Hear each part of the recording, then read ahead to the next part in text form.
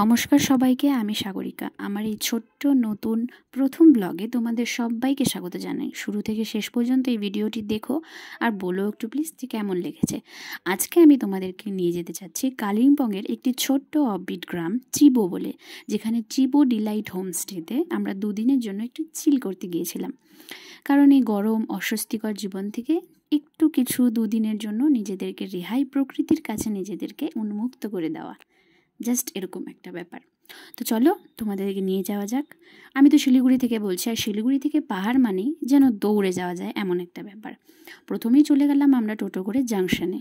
Junction থেকে extra করে কোনো টিকিট কাটতে হয় না, বাসে বসলে টিকিট ওরাই কেটে দেবে, যেখানে শুধুমাত্র 111 টাকা নেবে। ঠিক 3 ঘন্টার মধ্যে তুমি পৌঁছে যাবে কালিম্পং বাস স্ট্যান্ড।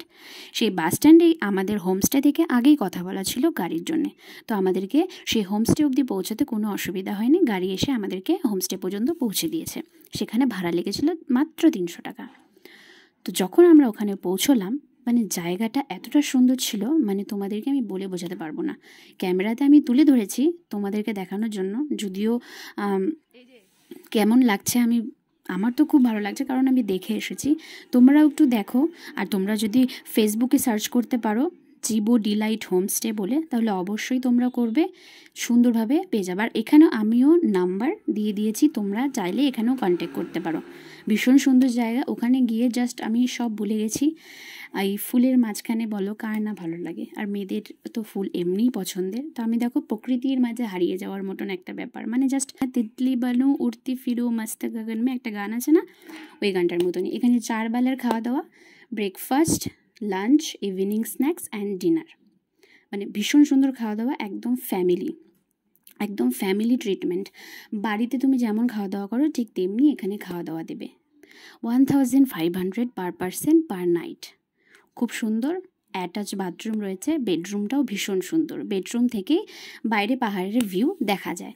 আর এখানে যখন আমরা ছিলাম, পরের দিন বৃষ্টি হয়েছিল, আর বৃষ্টির মধ্যে কাঞ্চনজঙ্ঘাটাও একদম স্পষ্টভাবে দেখা গিয়েছিল।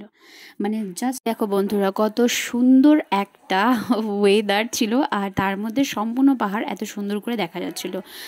কিন্তু এখানে রাস্তাগুলো এত মানে ঢালু বরাবর না, এরকম উঁচু, তো ওখানে মানে হাঁটতে প্রচণ্ড বেশি কষ্ট হয়। আমার তো শরীর হাত পা প্রচণ্ড ব্যথা হয়ে গেছিলো ওখানে হাঁটতে হাঁটতে। কিন্তু এক এক সময় এক এক ধরনের ওয়েদার আমরা এখানে পেয়েছি, কুয়াশা, গরম, ঠান্ডা, বৃষ্টি, ভীষণ ঠান্ডা, এরকম ধরনের। রাত্রেবেলা বারবিকিউরের ব্যবস্থা রয়েছে ওখানে।